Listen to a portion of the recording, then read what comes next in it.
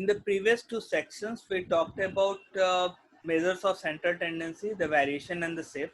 An additional way to describing the numerical data is through the exploratory data analysis that computes the quartiles, the 5-number summary, and the construct of the box plot. The quartiles basically splits a set of data into 4 equal parts. The first quartile divides the smallest, that is 25%. The value from the others, that is 75% that are larger. The second quartile is median. 50% of the values are smaller than or equal to the median, and 50% of them are larger than equal to median. The third quartile divides the smallest, that is 75% of the values, from the largest 25% of the values. So for equation, that is 25% of the values are the smaller than the equal to the Q1, the first quartile, and the 75% larger, that is equal to the first quartile. So first quartile equation is n plus 1 divided by 4. Okay, that is the of the ranked values. The third quartile is 75% of the values are smaller than or equal to the third quartile, that is Q3, and 25% are larger than the equal to the third quartile that is there. Okay. And the Q2 will be basically your median. For the there are some following rules to compute the quartiles. Okay. Rule number 1 is that if the ranked value is a whole number, the quartile is equal to the measurement of the correspondence to the ranked value. For example, if the sample size is n is equal to 7, the first quartile, that is Q1, is equal to the measurement associated with 7 plus 1 by 4 is equal to the second value. Okay. So 7 plus 1 plus 1 by 4 will be 8, and 8 divided by 2, that is the second level. Rule number 2 is if the ranked value is the fractional half, that is coming as 2.5 or 4.5 etc. The quartile is equal to the measurement that correspond to the average of the measurement corresponding to two ranked values involved. For example, if the sample size is 9, the first quartile Q1 is equal to n plus 1 by 2, that is coming as 2.5 ranked value, halfway between the second ranked value and the third ranked value.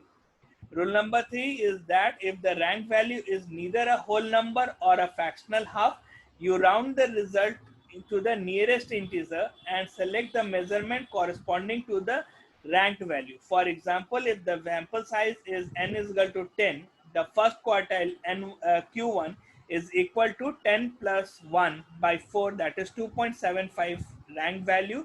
Rounding 2.75 to the higher side, that is coming as 3, and then it is used as the ranked value. So let's use our example to understand that. So we have got ranked values from 21 to 52 arranged the data on the ranked on the ranking. Okay. We have been doing this while we calculated the median.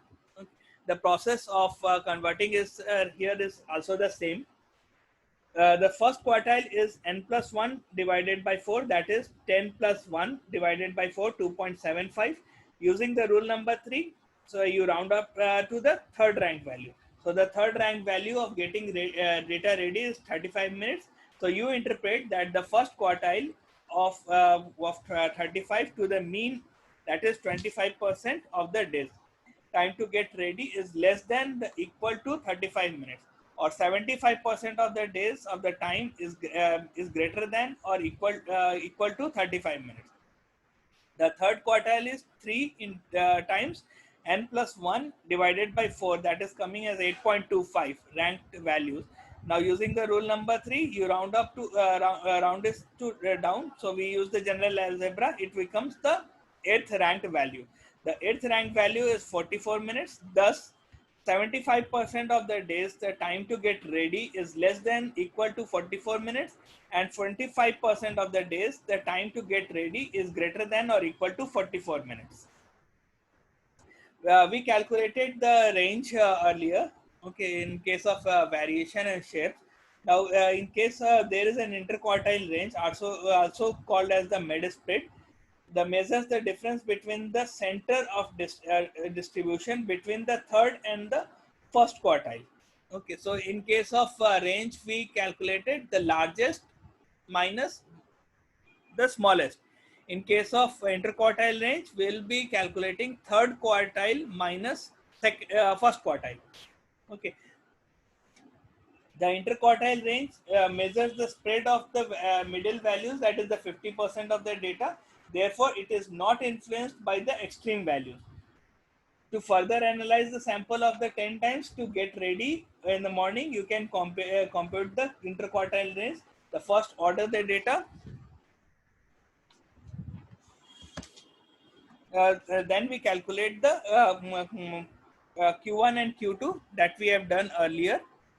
Okay, so for Q1 we get the values of 3, and in case of Q3 we get the values of 4. So that is the value was 35 minutes here in case of Q1, and in case of Q2 we got as 8th position, that is 44.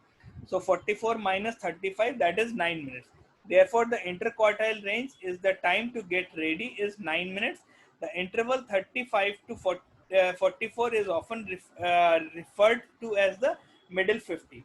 Because the interquartile range does not consider the values smaller than Q1 or larger than Q2, it cannot be affected by the extreme values. Descriptive statistics such as the median, Q1, Q2, and the interquartile range are not influenced by the extreme values and are also called as the resistant measures. Another way of using the exploring the numerical data is the 5-number summary. Okay, so in case of the 5-number summary is the of the set of the data, we consist as the smallest value. Okay, then we have the Q1, that is first quartile, median, and Q3 and the Q5. The 5-number summary provides a way to determine the shape and the distribution for a set of data. So we can compare for the left skewed, symmetric, and right skewed. That was what we saw in the case of uh, shapes when we talked about the skewness.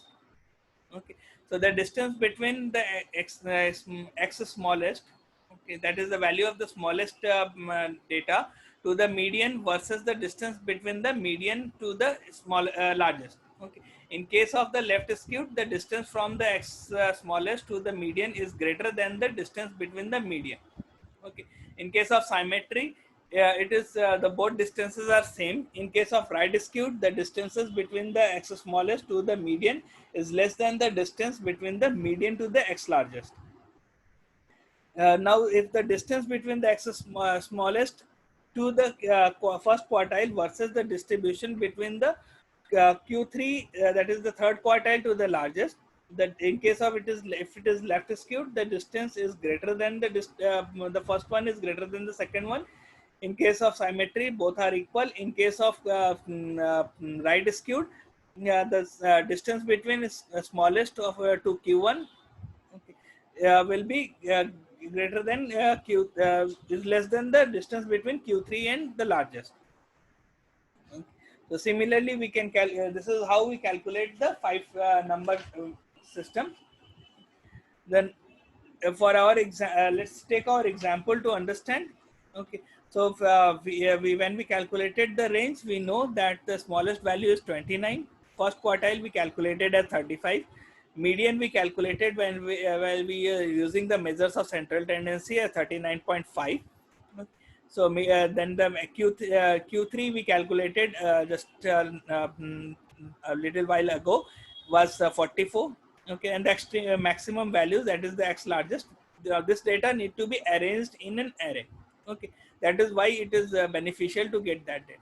So the distance between the distance from the smallest to mean is 10.5, is slightly less than the distance between the largest, that is 12.5. The distance between the smallest to Q1 is 6, is slightly less than the distance between Q3 and the largest, that is 8. Therefore, getting the radii times are slightly rightly skewed. The next is the box and the whisker plot. The box and the whisker plot visualizes the 5-number summary that we actually did. Okay, and on the basis of the distribution, we can identify this. So this is actually the visual representation, and box and the whisker plot is very much used in analytics nowadays. Because of the reason that it is very easy to identify the outliers using this box and the whisker plot. Okay, so in the box and the whisker plot, basically there are two parts. Okay, so we have got two whiskers here. So this is called as the whiskers. Okay, and this is called as the box. So the vertical line drawn from within the boxes represents the median. This particular line is the median. The vertical line on the left side of the box represent the location of the Q1. The vertical lines on the right side of the box represent the location of the Q3. And thus the box contains the middle 50% of the values. The lower 25% of the data are represented by the line connecting the left and the right of the location of the smallest values, and similarly 25% of the data that is on the largest side of the values. Okay, so the box and the whisker plots for getting the radii of time. Okay, so that the slightly that if we draw this line, we will finding it a little towards the right.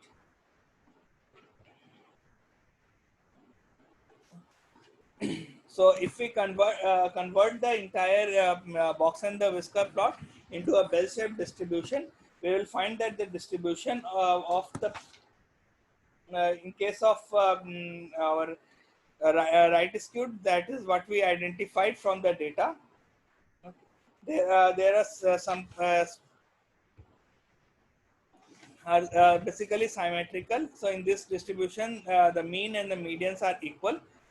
In addition to that, the length of the left whisker is equal to the length of the right whisker.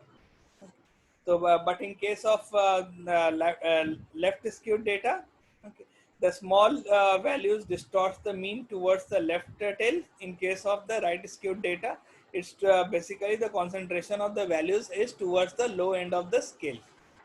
Here, the 75% of all the data values are found between the beginning of the end of the left whiskers. So we will be solving some problems related to the exploring data analysis in the next section, so that the how this business impacts our decision making capabilities, because statistics is basically inferences. If you are not able to take out some inferences out of that and conclude something, it is of no use. So we will be using some examples, okay, on some basis of some dummy data, so that we can actually come up with the how to calculate the values.